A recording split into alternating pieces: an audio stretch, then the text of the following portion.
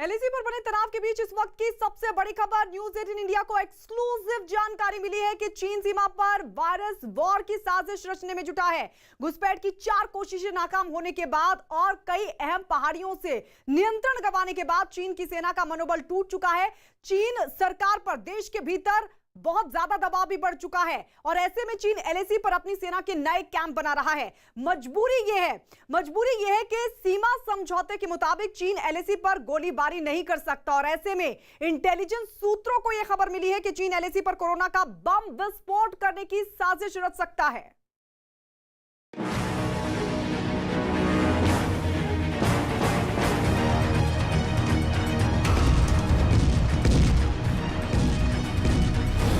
News 18 India को चीन की चाल के बारे में एक्सक्लूसिव जानकारी मिली है। हार से बौखलाया चीन एलएसी पर वायरस युद्ध की तैयारी में जुटा है। दावा है कि चीन ने कोरोना वायरस से बायोलॉजिकल वॉरफेयर के लिए घातक हथियार तैयार कर लिया है। अब चीन की साजिश ये है कि वो एलएसी पर बिना हथियारों की लड़ाई लड़ने के लिए कोरोना बम का विस्फोट कर सकता है। एलएसी पर हथियारों के इस्तेमाल को लेकर भारत और चीन के बीच 1993 में एक समझौता हुआ था। उस समझौते के तहत 3500 किलोमीटर लंबी एलएसी पर दोनों देश गोलीबारी नहीं करेंगे और शायद अब तक उसी समझौते से दोनों देश बंधे हुए भी हैं।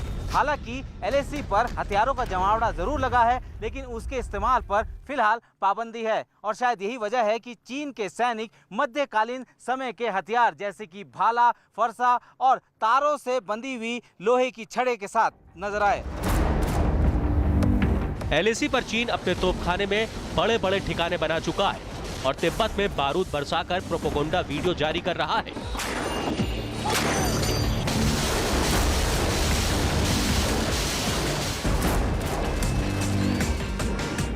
लेकिन 1993 के समझौते से बंधे चीन के सैनिक बिना हथियारों के जंग में भारत से 4 बार मात खा चुके हैं। उन्होंने बीते 15 दिनों में घुसपैठ की 4 कोशिशें की, लेकिन उल्टे पांव भागना पड़ा। साथ ही वो हिस्सा भी गंवाना पड़ा जो 1962 से चीन के नियंत्रण में था।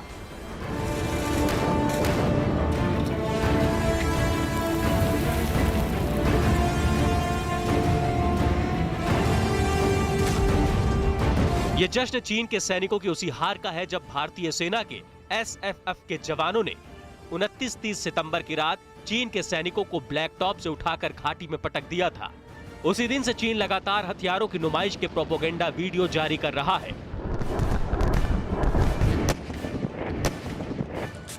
चीन के लिए एलएसी पर बीता एक पखवाड़ा बहुत भारी गुजरा है। बीते 15 दिनों में भारत ने हेलमेट टॉप, ब्लैक टॉप, कुरंग हिल, मागर हिल, रेजांगला और रेकिनला चोटियों पर तिरंगा फहरा दिया है। ये सारी चोटियां वो हैं जहां 1962 की लड़ाई में भारत चीन के बीच जोरदार जंग हुई थी। इन चोटियों के साथ साथ भारतीय सेना ने फिंगर 4 की चोटियों को भी अपने कब्जे में ले लिया है। यानी भारत की सेना का कंट्रोल अब फिंगर 4 पर पूरी तरह हो चुका है। इसीलिए चीन बातचीत की मेज पर आया है, लेकिन बातचीत भी सिर्फ चीन का दिखावा ही है। रूस के मास्को शहर में हुई बातचीत में चीन एलएसी के विवादित हिस्से से सैनिक हटाने के लिए राजी हो गया है। दोनों देशों के विदेश मंत्रियों की बैठक में तनाव घटाने पर सहमति बनी, लेकिन अगले ही दिन चीन मॉस्को में किए गए वादे से मुकर गया। खुफिया सूत्रों से मिली जानकारी के मुताबिक चीन ने एलएसी पर नए सैन्य ठिकाने बना लिए हैं। एलएसी पर भारतीय सेना की चोट से बौखलाया चीन बातचीत का दिखावा कर रहा है। भले ही चीन की सरकार ने भारत की सरकार से ये वादा किया हो कि वो एलएसी पर तनाव कम करने के लिए अपनी सेना को पीछे करेगा, साथ ही दोनों देश मिलकर एलएसी के इलाके में शांति कायम करेंगे, लेकिन जिस वक्त ये शांति की वार्ता हो रही थी उससे कुछ दिन पहले ही पेंगोंग झील के किनारे चीन अपनी सैन्य ठिकाने को तैयार कर रहा था। न्यूज 18 इंडिया को मिली एक्सक्लूसिव जानकारी के मुताबिक चीन एलएसी के पास न सिर्फ अपने सैनिकों को ही बढ़ा रहा है, बल्कि फिंगर 4 गंवाने के बाद उसने नया मिलिट्री बेस भी बनाना शुरू कर दिया है।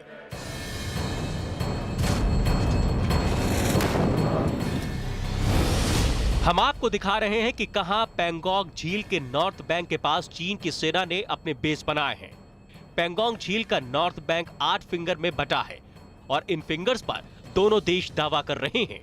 एलएसी के फिंगर 8 पर भारत का दावा है और फिंगर 4 तक भारत का अधिकार हो चुका है। लेकिन चीन ने एलएसी के हालात में बदलाव करते हुए फिंगर 5 पर अपना डेरा डाला है। इसके अलावा चीन ने फिंगर 5 और 6 पर भी सैनिकों का जमावड़ा लगा दिया है। 2 महीने पहले भारतीय खुफिया एजेंसियों ने फिंगर 5 के पास चीन की क्रेन, ट्रक और निर्माण में इस्तेमाल होने वाली मशीनों को देखा था। भारतीय एजेंसियों को चीनी सेना के बैरक और दफ्तर बनाने की जानकारी मिली थी।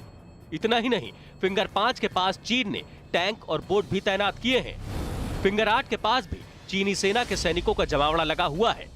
खास बात यह है कि पिछले साल तक यहां पर ऐसा कुछ भी नहीं था। एलएसी पर हुआ बदलाव जाहिर करता है कि चीन दोगला रवैया अपनाते हुए लगातार नियमों का उल्लंघन कर रहा है। चीन की इस हरकत के बाद भारतीय सेना ने चीन के ठिकानों की अनदेखी करते हुए कई जगह कब्जा जमाया है। अब भारत ने साफ कर दिया है कि चीन पीछे हटे या फिर इसका खामियाजा भुगतने के लिए तैयार रहे। बिना हथियारों की जंग में तो चीन हार चुका है, इसीलिए चीन अब बायोलॉजिकल वेपन से जंग लड़ने की चाल चल सकता है।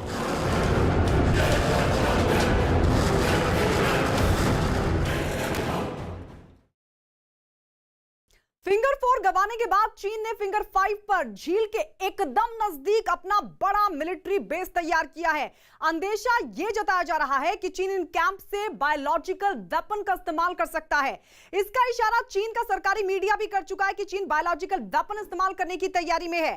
चीन का सरकारी अखबार ग्लोबल टाइम्स उसी वक्त से जंग की धमकी दे रहा है जब से मॉस्को में दोनों देशों के विदेश मंत्रियों के बीच शांति बहाली पर सहमति बनी है। ग्लोबल टाइम्स के संपादक ने इशारों में भारतीय सेना पर कोरोना अटैक की धमकी भी दी है। चीन के सरकारी मीडिया ने खुलेआम वायरस वॉर की धमकी दी है। सवाल ये कि क्या चीन एलएसी पर कोरोना बम ले आया है और क्या यह कोरोना बम नए मिलिट्री बेस में रखा गया है। यह तो तय है कि चीन कोरोना को युद्ध में इस्तेमाल करने के लिए हथियार बना चुका है, जिसका खुलासा अमेरिका के प्रोफेसर डॉक्टर फ्रांसिस बॉयल ने किया है। It appears the coronavirus that we're dealing with here is an offensive biological warfare weapon that leaked out of that Wuhan BSL-4. I'm not saying it was done deliberately, but there have been previous reports of problems with that lab and things leaking out of it. And I'm afraid that is what we are dealing with today. International खुफिया एजेंसियों के मुताबिक इस बात की पक्की report है कि चीन बायो वेपन यानी वायरस वाले हथियार बना चुका है और अब अंदेशा है कि वो इनका इस्तेमाल एलएसी पर कर सकता है।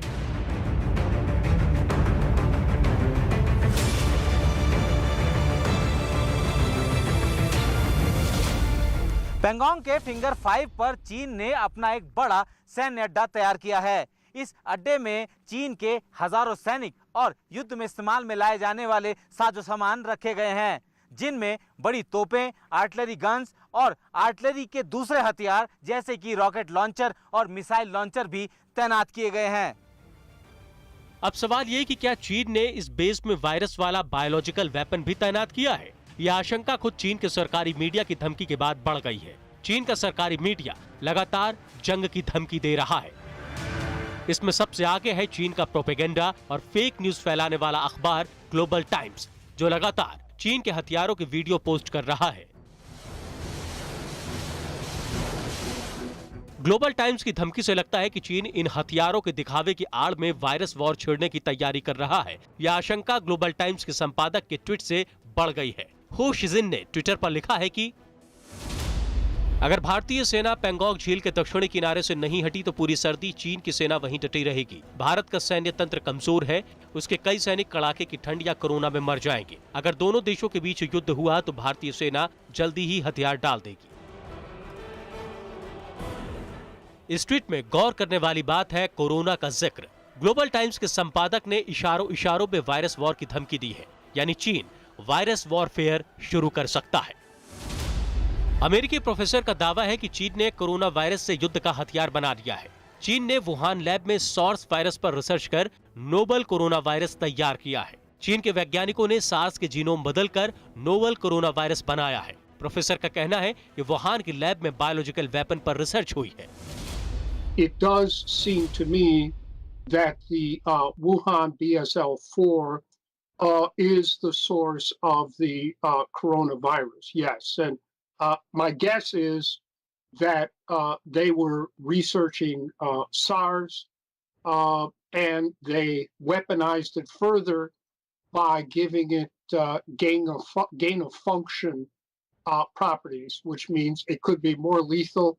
And indeed, the latest report now is it's 15% fatality rate, which is more than SARS, and 83% infection rate. So typical gain of function, it travels in the air. So it could reach out maybe 6 feet or more from someone emitting a sneeze or a cough. Likewise, this is a specially designated WHO research lab. So the WHO is in on it, and they knew full well what was going on there. America के लिए biological weapons act तैयार करने वाले doctor Francis ने यह भी दावा किया है कि चीन ने पूरी दुनिया में वायरस फैलाकर टेस्ट किया और अमेरिका अभी तक उसकी मार झेल रहा है। I drafted the U.S. domestic implementing legislation for the Biological Weapons Convention that was approved unanimously by both houses of the United States Congress, signed into law by President Bush Sr., that it appears the coronavirus that we're dealing with here is an offensive biological warfare weapon that leaked out of that Wuhan BSL-4. ये साबित हो चुका है कि चीन corona virus को पूरी दुनिया में फैला चुका है। सभी देशों को इससे बहुत नुकसान भी हुआ है। अब चीन कोरोना वायरस को LAC पर वॉरफेयर के लिए इस्तेमाल करने की साजिश रच रहा है। ये वीडियो भी ग्लोबल टाइम्स के संपादक हू शिजिन ने ट्वीट किया है। इसमें दिखाया गया है कि किस तरह से ड्रोन्स के जरिए ऊंचाई पर बैठे चीन के सैनिकों तक खाना पहुंचाया जा रहा है। लेकिन इंटेलिजेंस ने अंदेशा जताया है कि चीन इन ड्रोन्स के जरिए विस्फोटक या फिर वायरस बम भी LAC के नजदीक फोड़ सकता है। चीन के खाना पहुंचाने वाले ड्रोन खतरनाक साबित हो सकते हैं। इन ड्रोन के जरिए बम भी गिराए जा सकते हैं।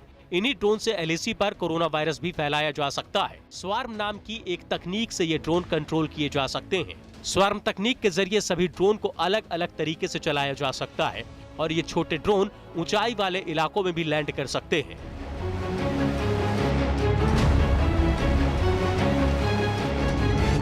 चीन का अखबार ग्लोबल टाइम्स आए दिन जंग की धमकी दे रहा है, लेकिन अब इशारों इशारों में वायरस युद्ध की धमकी भी दी गई है। इसके पीछे वजह है चीन की लगातार हार। चीन की चौथी उंगली कटकर भारत के कब्जे में आ चुकी है। हथियारों के साथ LAC पर बैठा चीन दर्द से करा रहा है और इसीलिए चीन का मीडिया वायरस वॉर की धमकी दे रहा है।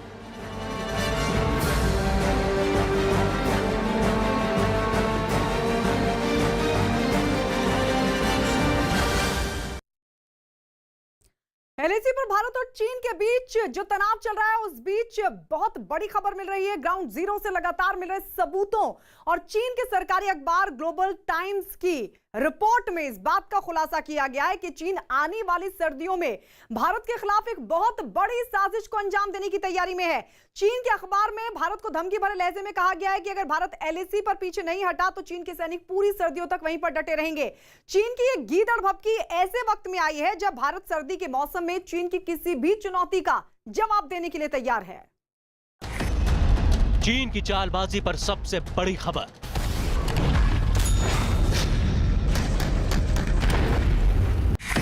चीन की सर्दी वाली साजिश का मुंह तोड़ जवाब।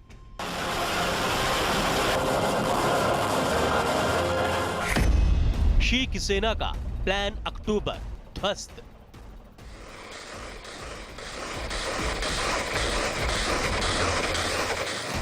बर्फीली साजिश का भारी खामियाजा भुगतेगा चीन।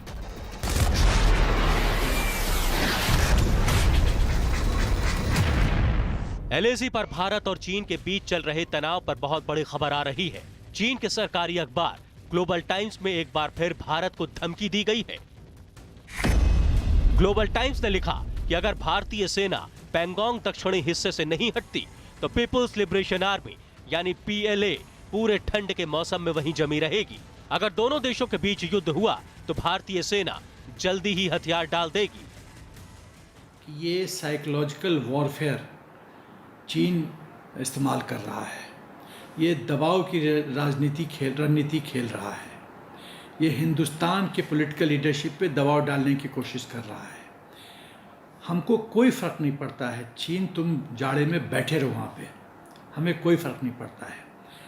हम यदि हमारे ट्रुप्स सियाचिन में -40 -50 पे सरवाइव कर सकते हैं और सियाचिन में रह सकते हैं, तो -20 और -30 में रहना कोई मुश्किल काम नहीं है। यही नहीं, खुफिया सूत्रों के हवाले से बड़ी खबर यह भी आ रही है कि एलएसी पर भारत के हाथों लगातार पिटने के बावजूद चीन अपनी साजिशों से बाज नहीं आ रहा। न्यूज 18 के पास चीन की साजिश की एक्सक्लूसिव तस्वीरें हैं। ये तस्वीरें पीपुल्स लिबरेशन आर्मी के उस अभ्यास की तस्वीरें हैं जिसमें चीन की सेना सर्द हालात में भारत से मुकाबला करने की तैयारी कर रहा है।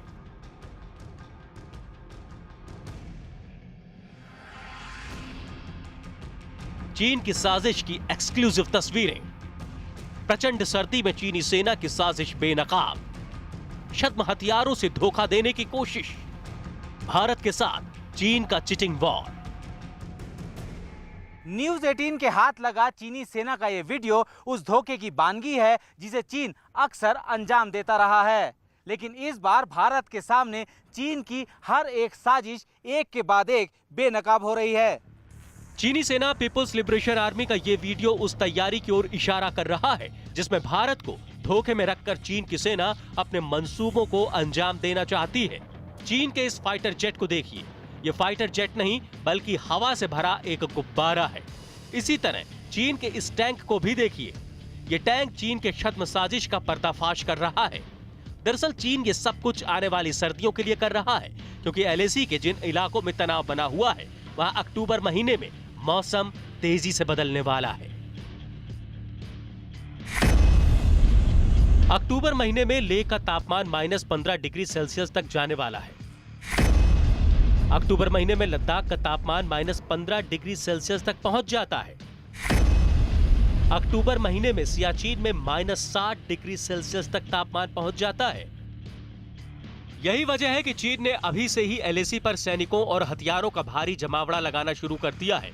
इतना ही नहीं, चीनी सैनिकों ने भीषण सर्दी का सामना करने के लिए बड़े पैमाने पर शेल्टर भी बना लिए हैं। सूत्रों के हवाले से इस बात की भी खबर आ रही है कि एलएसी पर चीन के सैनिकों को आधुनिक हथियारों से लैस कर दिया गया है। टैंक और ट्रक पर तैनात तोप भी चीनी सेना की तरफ से तैनात कर दी गई है।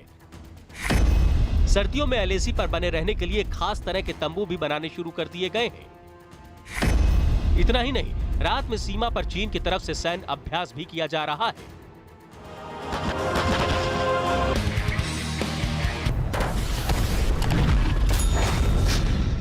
लेकिन चीन के खिलाफ भारत की तैयारियां भी ऐसी हैं जो चीन को उसी की भाषा में जवाब दे सकती हैं। न्यूज 18 की टीम पूर्वी लद्दाख में एलएसी के उस इलाके में पहुंची जहां 3 महीने से चीन के साथ तनाव बना हुआ है। गलवान, देपसोंग और पैंगोंग में 3 महीने से लगातार हालात वैसे ही बने हुए हैं। जहां चोटियों पर बर्फ जमी है वहां चीन से तनाव की गर्मी महसूस हो रही है। भारतीय जवानों की इस दौरान चीन के सैनिकों से झड़प भी हुई, लेकिन 15,000 फीट की ऊंचाई पर इस तरह की जंग आसान नहीं है।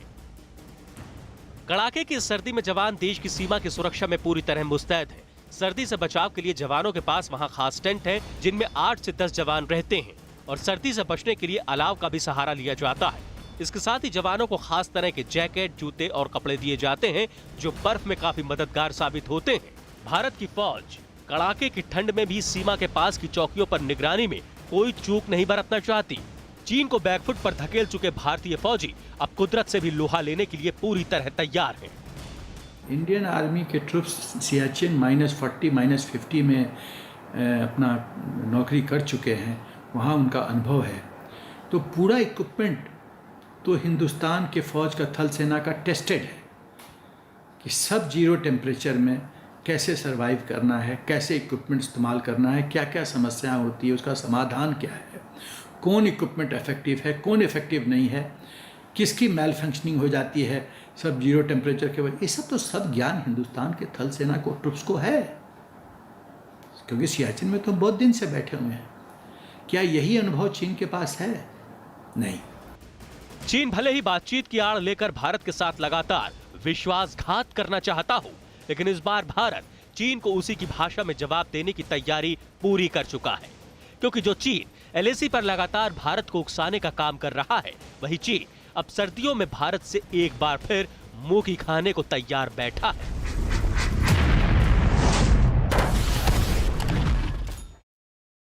पिछले 3 महीने से एलएसी पर तनाव के हालात बने हुए हैं। गलवान घाटी में भारत से मुंह की खाने के बाद चीन इस कदर तिलमिलाया हुआ है कि बार बार भारतीय सीमा पर कब्जे की साजिश कर रहा है, लेकिन चीन इस बात को लगातार भूल रहा है कि वो जो कुछ भी सोच रहा है उसकी उसे बहुत भारी कीमत चुकानी पड़ सकती है, क्योंकि ना तो भारत अब पहले वाला भारत है और ना ही भारत के पास किसी तरह के संसाधन की कोई कमी है।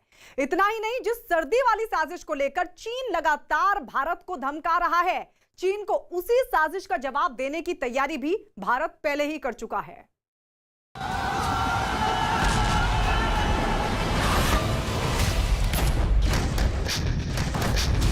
न्यूज़ 18 इंडिया की सुपर एक्सक्लूसिव खबर। सर्दियों में चीन को मुंह तोड़ जवाब देने की तैयारी। 20,000 फीट की ऊंचाई पर कांप उठेगी चीनी सेना।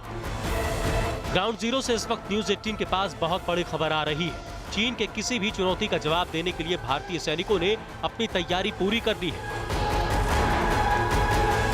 इतना ही नहीं, भारतीय सेना लद्दाख सेक्टर में आने वाली कड़कड़ाती सर्दियों के लिए भी पूरी तरह से तैयार है। सूत्रों के हवाले से बड़ी खबर यही है कि चीन के हर चाल का जवाब देने के लिए भारतीय फौज ने एड़ी चोटी का जोर लगा दिया है। हर हालात का मुकाबला करने के लिए एलएसी पर भारतीय जांबाज तैनात। सर्दी से मुकाबला करने के लिए 35,000 जवानों की तैनाती। भारत की अनुभवी फौज चीन के सैनिकों को करेगी चित। जिन बर्फीले इलाकों के लिए चीन अपने सैनिकों को तैयार कर रहा है, उन इलाकों में भारतीय सैनिकों के हुनर का कोई मुकाबला नहीं है।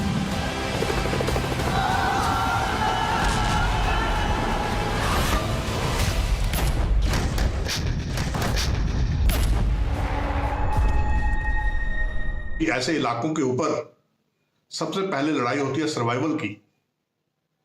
जो सेना वहां पर सर्वाइवल की लड़ाई जीत जाएगी, वही सेना वहां पर टिक सकती है। चीनी सेना ने अभी तक कभी भी ऐसी ऊंचाई वाली पहाड़ियां नहीं देखी हैं। वहां पर लड़ना तो क्या, उन्होंने युद्ध अभ्यास भी बहुत कम किए होंगे ऐसी ऊंचाइयों के ऊपर। खासकर सियाचिन, यहां कहते हैं ओनली ईगल्स डेयर। बहुत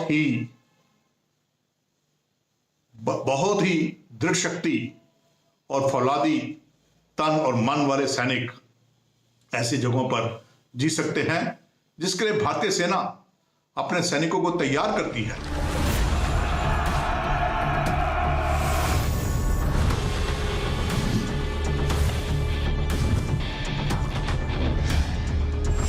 सियाचिन जैसे बर्फीले इलाकों में भारतीय सेना की तरफ से ऐसे जवानों को तैनात किया जाता है जो किसी भी हालात का डटकर मुकाबला कर सकते हैं।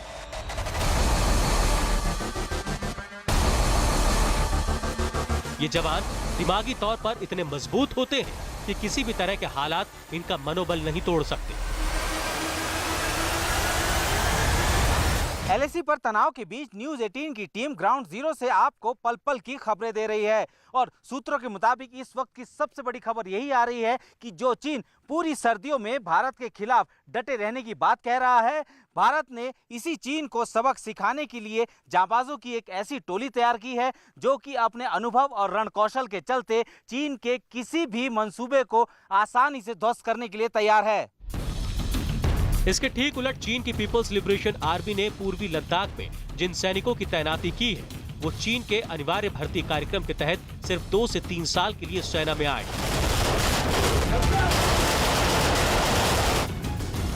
इसके बाद चीन के ये सैनिक अपनी आम जिंदगी में लौट जाएंगे। चीन के इन सैनिकों के पास ना तो लंबे वक्त तक हाड़ कपाने वाली सर्दी झेलने की आदत है और ना ही भारतीय सैनिकों के मुकाबले चीन के सैनिकों का मनोबल ही मजबूत है। और सियाचिन जैसे इलाके में जहां प्रचंड सर्दी पड़ती है, वहां सैनिकों का हुनर और मनोबल ही सबसे ज्यादा काम आता है।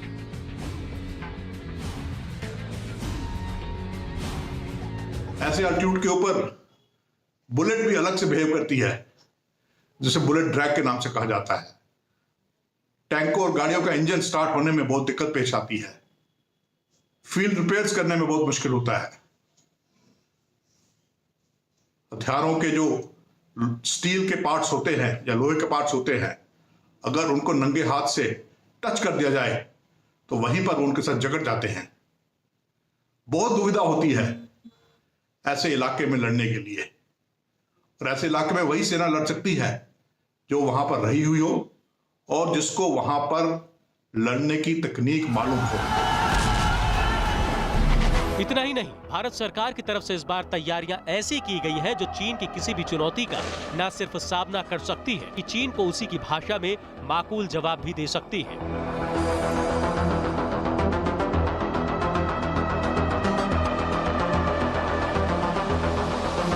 ग्राउंड जीरो से एक बड़ी खबर यह भी आ रही है कि सभी सैनिकों को प्रचंड ठंड से बचने के लिए पोर्टेबल केबिन दिए गए हैं। जिन सैनिकों के लिए बंदोबस्त कराए गए हैं वो इससे पहले पूर्वी लद्दाख और सियाचिन में भी तैनात रह चुके हैं। इन सैनिकों को लंबे समय तक ठंड में डटे रहने का अनुभव है और ये मानसिक और शारीरिक तौर पर पूरी तरह से तैयार हैं।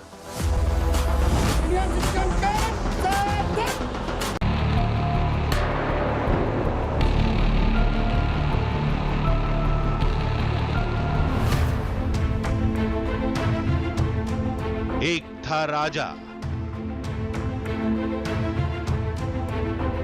एक थी रानी। राजा मर गया और शुरू हुई एक नई कहानी। लेकिन आज उस कहानी को पलट देते हैं। आज आप जो देखेंगे सच देखेंगे और सच के सिवा कुछ नहीं देखेंगे। नमस्कार। वो सब कुछ जो आज आपके सामने आएगा वो एक नाट्य रूपांतरण है, लेकिन जो तथ्य, जो कहानी, जो सबूत आज हम आपके सामने रखेंगे वो जून से लेकर अब तक चले आ रहे एक नाटक से पर्दा उठा देगा। तो पार्टनर, शुरू करें कहानी। पता है हम लोग मैच कहाँ आ रहे हैं? पता है, और आज मैं वही बताने जा रहा हूं कि जो कहानी अब तक देश के सामने रखी जा रही है वो क्यों हमें कहीं ना कहीं झूठी सी लगती है। आज कई बातों से पर्दा उठा देंगे, कई झूठों से हम नकाब हटा देंगे। एक नया सच आज आपके सामने ले आएंगे। क्या सुशांत सिंह राजपूत वाकई डिप्रेशन में था? क्या उन्हें हवाई उड़ान भरने से डर लगता था? क्या सुशांत ने वाकई फांसी लगाकर आत्महत्या की? क्या सुशांत ड्रग्स लेते थे? ऐसे बहुत से आरोप, बहुत दावों की आज धज्जियां उड़ जाएंगी। कहानी के कई फरेब सामने आएंगे कि कैसे कुछ छिछोरों की वजह से एक दिल बेचारा बन गया। तो कहानी शुरू की जाए। सुशांत पर पहला आरोप कि वो ड्रग्स लेते थे।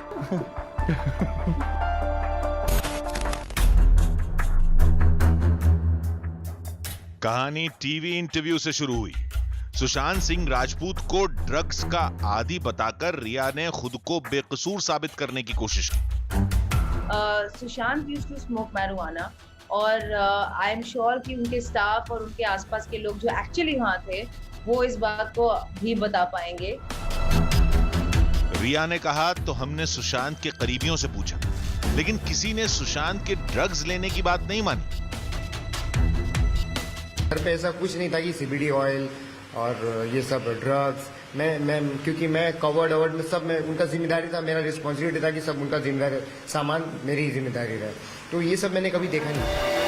हर खुशी हर गम में शरीक रहने वाले दोस्तों से पूछा गया। सुबह वो टाइम पे आते थे और टाइम पे आ रहे हैं और वर्कआउट कर रहे हैं। उनके आंख से देख के समझ जाएगा अरे ये ड्रग्स लिया, दूसरा ड्रग्स लिया हुआ आदमी तो सुस्ती में रहेगा, वो वर्कआउट ट्रेनिंग कैसे करेगा। तो ये जो भी बोल रहे हैं कि ये ड्रग्स ले रहे थे, ये सरासर झूठ है, ये प्लांटेड थ्योरी है। कोई मानने को तैयार नहीं कि सुशांत ड्रग्स लेते थे। रिया चक्रवर्ती के सामने जांच के 4 घेरे थे। पहले मुंबई पुलिस, फिर ईडी, फिर सीबीआई और बाद में एनसीबी। कहानी की परतें और खुली तो कुछ व्हाट्सएप चैट सामने आई, जैसे ये बातचीत जो 3 मार्च 2020 को रिया और उनके भाई शौविक के बीच हुई थी। हाँ बताओ। वो रोज 4 सिगरेट पीता है, इसी के मुताबिक प्लान बनाओ। क्या उसे बड भी चाहिए? हाँ बड भी चाहिए। ओके, तो फिर हमें 5 ग्राम बड चाहिए, मतलब 20 ट्यूब। एनसीबी ने एक के बाद एक तमाम लोगों को गिरफ्तार किया और रिया चक्रवर्ती अपने ही बनाए चक्रव्यूह में फंस गई। ड्रग्स डीलिंग के कई किरदार सामने थे। रिया चक्रवर्ती, शौविक चक्रवर्ती, सुशांत के स्टाफ में Samuel Miranda, cook Dipesh Sawant, drugs peddling का आरोपी जैद और बासित। पूछताछ और बढ़ी तो रिया ने नई कहानी बुनी। कहा उन्होंने ड्रग्स मंगवाए थे, लेकिन अपने लिए नहीं, सुशांत के लिए। और चैट में जो भी लिखा, सुशांत के कहने पर लिखा। रिया की कहानी सच हो या झूठ, सवाल दोनों पर उठते हैं। अगर कहानी सच्ची है तो सवाल यह कि रिया ने सुशांत को रोका क्यों नहीं? शौविक से ड्रग्स मंगवाकर सुशांत को बढ़ावा क्यों दिया? और अगर रिया की कहानी झूठी है तो सवाल यह कि क्या सुशांत को ड्रग्स की लत रिया ने ही लगवाई? सवाल तो यह भी पूछा जाएगा कि अगर सुशांत सिंह राजपूत डिप्रेशन में थे तो क्या उसकी वजह भी ड्रग्स थी?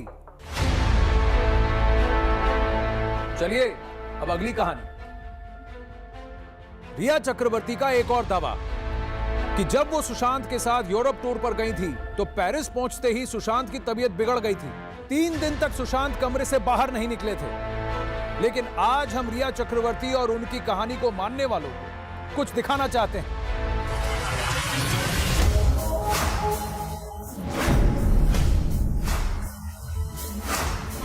अपनी मस्ती में डूबा एक हंसता खेलता नौजवान, ये डिज्नीलैंड है, पेरिस का डिज्नीलैंड। सुशांत मुस्कुरा रहे हैं, डांस कर रहे हैं, वीडियो में कैद होते इन पलों को जिंदा दिली से जी रहे हैं।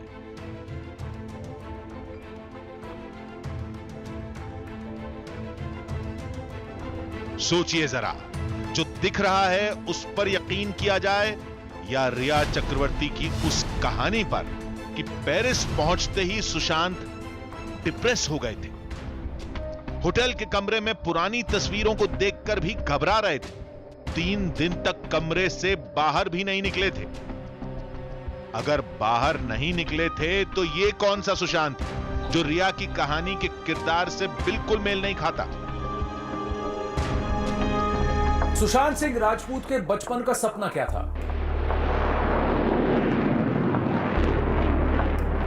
एक पायलट बनना। एस्ट्रोनॉमी का बहुत शौक था उन्हें।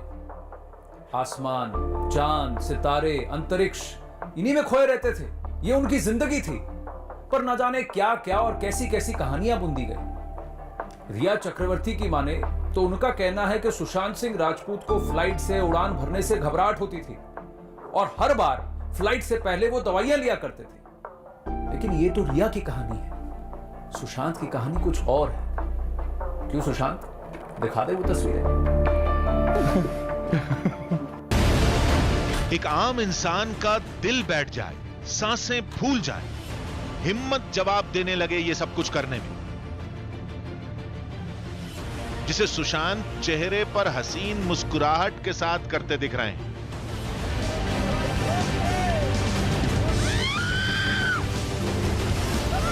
ये भी छोड़िए, विमान के कॉकपिट में पायलट के साथ बैठे सुशांत को देख लीजिए। रनवे की रफ्तार से टेक ऑफ तक सब कुछ अपने हाथों से कंट्रोल कर रहे हैं।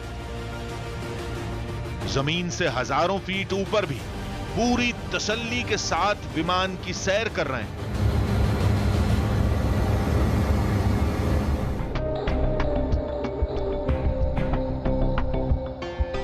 एक नजर इस पर भी।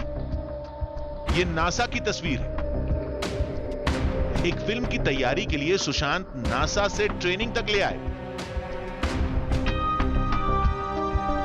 नासा जो कभी सुशांत की मंजिल भी हुआ करती थी। I always wanted to be an astronaut. एक अंतरिक्ष यात्री बनकर दूसरी दुनिया तक जाना कभी सुशांत का सपना हुआ करता था। As an actor, I need to, in my head, need to convince myself that I'm an astronaut. एक और वीडियो जो सुशांत की पूर्व प्रेमिका अंकिता लोखंडे ने पोस्ट किया, जिसमें सुशांत वादियों में पैराग्लाइडिंग करते दिख रहे थे। क्या ऊंचाई से डरने वाला, हवाई उड़ान से घबराने वाला इतना कुछ कर सकता है? नहीं कर सकता। तो क्या रिया का दावा ही हवाई है? सुशांत सिंह राजपूत की लंबाई क्या थी? यह सवाल मैंने इसलिए पूछा क्योंकि इसी सवाल में एक बहुत बड़ा जवाब छिपा है।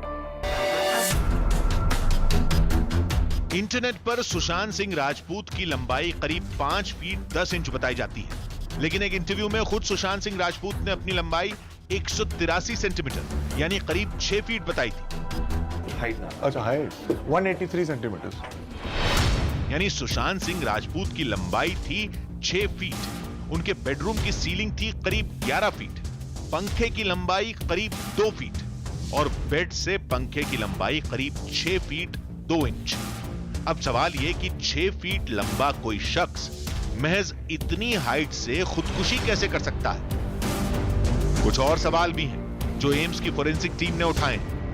मौत के बाद सुशांत सिंह राजपूत के गले में जो निशान आए वो गोलाकार थे, जिसे फोरेंसिक भाषा में ओ मार्क बोला जाता है, जबकि आमतौर पर फांसी पर लटकने वाले शख्स के गले में वी मार्क आता है। कोई भी सुसाइड करता है तो उस पर वी मार्क आता है, एस्लेटेचर पे रहता है, जबकि अगर किसी को मारा गया है तो वो ओ मार्क बनता है, मींस पूरा सराउंडेड गोल होगा। जल्दबाजी में सुशांत का पोस्टमार्टम क्यों हुआ? उनकी मौत का वक्त क्यों नहीं लिखा गया और क्यों उनकी विसरा जांच नहीं की गई? सुशांत की अपने परिवार से अनबन थी। वो जानबूझकर अपने पिता से बात नहीं करते थे। और रिया तो इस लड़ाई में पिस रही थी। न जाने क्या क्या कहा गया, क्या क्या सुनाया गया। अब एक कहानी हम आपको सुनाते हैं, कुछ तस्वीरें हम आपको दिखाते हैं। क्यों सुशांत, दिखा दे तस्वीरें।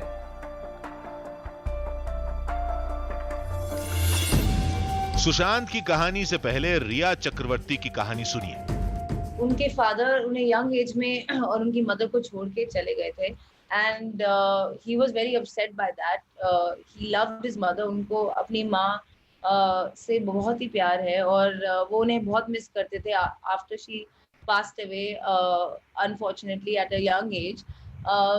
एंड ही हैड उनका रिश्ता, जब मैं उन्हें 2019 में मिली तो उन्होंने मुझे कहा कि मैं अपने पिताजी से 5 साल से नहीं मिला हूँ। रिया की कहानी में इस बयान के सिवा कुछ भी नहीं, मगर परिवार के साथ तमाम सबूत हैं, वो भी तस्वीरों के साथ। शुरुआत 2016 से करते हैं, जब रिया सुशांत की जिंदगी में नहीं थी।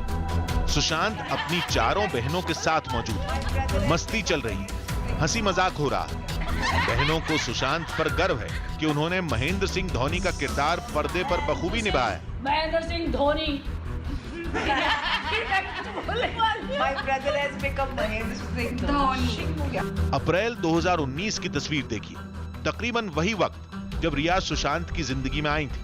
वीडियो सुशांत के पाली हिल वाले पुराने घर का है। सुशांत पूजा करते दिख रहे हैं। उनकी बहन प्रियंका और जीजा सिद्धार्थ भी मौजूद हैं। रिया के हमदर्द कहेंगे कि अनबन तो उसके बाद शुरू हुई, इसलिए एक और तस्वीर देखिए। ये वीडियो जनवरी 2020 का है, यानी मौत से करीब 6 महीने पहले का। सुशांत अपना जन्मदिन मनाने बहन के घर चंडीगढ़ जा रहे हैं। उनकी दूसरी बहन नीतू उनके साथ है। यहाँ भी भाई बहन का रिश्ता उतना ही मजबूत दिख रहा है।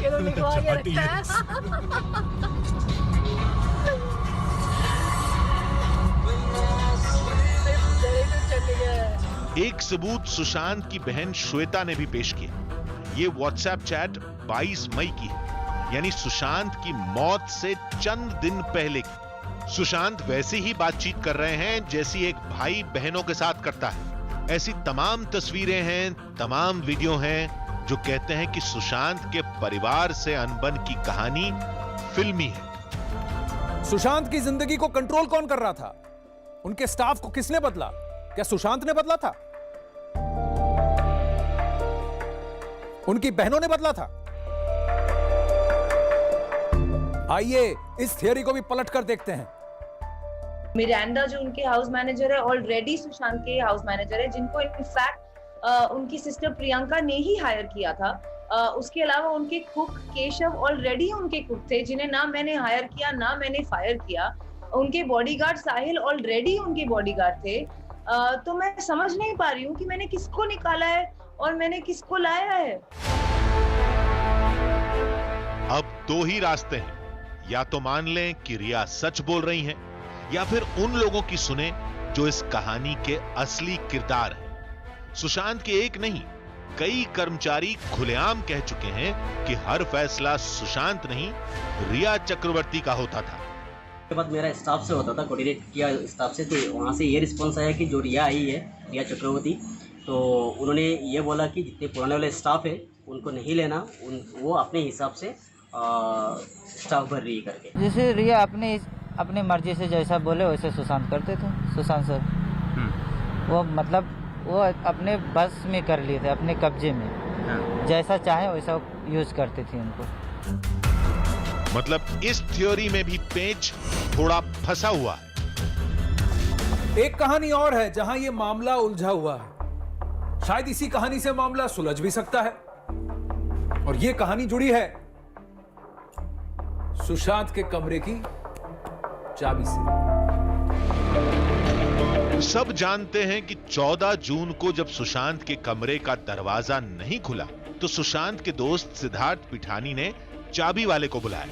बुलाने से पहले उसे ताले की फोटो भेजी, लेकिन जो फोटो भेजी गई वो गलत ताले की थी। सवाल उठता है क्यों? वो मुझे नहीं पता है सर। सीबीआई अगर इंक्वायरी कर रही है तो सीबीआई को पूरा हक है, उसका इंक्वायरी करना चाहिए। मान लेते हैं ये गलती से हुआ, चाबी वाले ने ताला तोड़ दिया, सुशांत का फंदे से लटकता शरीर सामने आ गया। लेकिन एक सवाल अब भी बना रहा कि आखिर सुशांत के कमरे की चाबी गुम कहां हुई? अपने आप गुम हो गई या जानबूझकर गुम की गई? जानबूझकर गुम की गई तो क्या कोई था जो सुशांत के कमरे में दाखिल हुआ था? तो अगर हर एंगल से इसे देखा जाए तो इस मामले में पेच सुलझे कम है, उलझे ज्यादा है।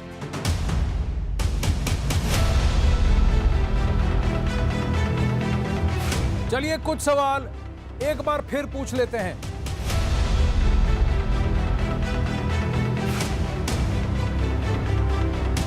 सवाल नंबर 1, सुशांत को लेकर रिया ने झूठ क्यों बोला?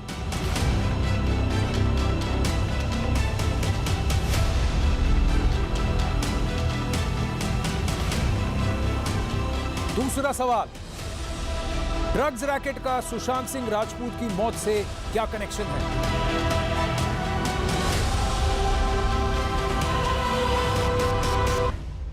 सवाल नंबर 3, जो व्यक्ति अगले 5 साल का अपना प्लान डायरी में लिखता हो, वो अचानक आत्महत्या क्यों करेगा?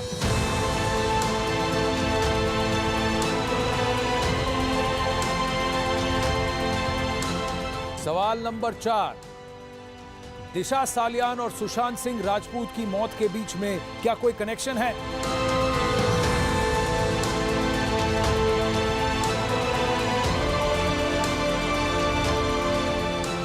सवाल नंबर 5, 8 जून और 14 जून के बीच क्या हुआ था?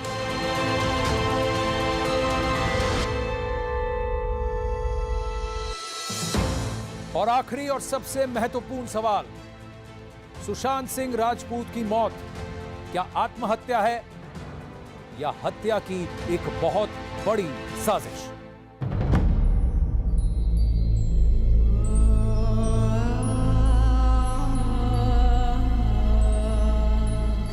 जिस महफिल ने ठुकराया हमको, क्यों उस महफिल को याद करें? आगे लम्हे बुला रहे हैं, आओ उनके साथ चलें।